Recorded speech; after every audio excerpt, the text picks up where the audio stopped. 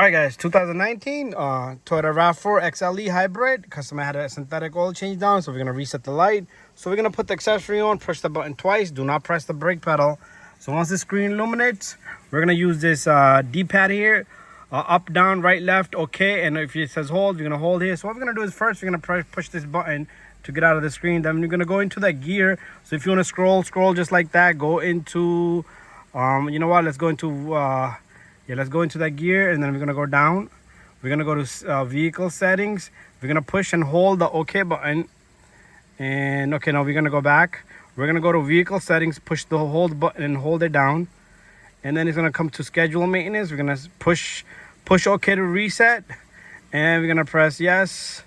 Reset is complete. So the schedule maintenance, that's how easy that is. Thank you for watching my video, guys.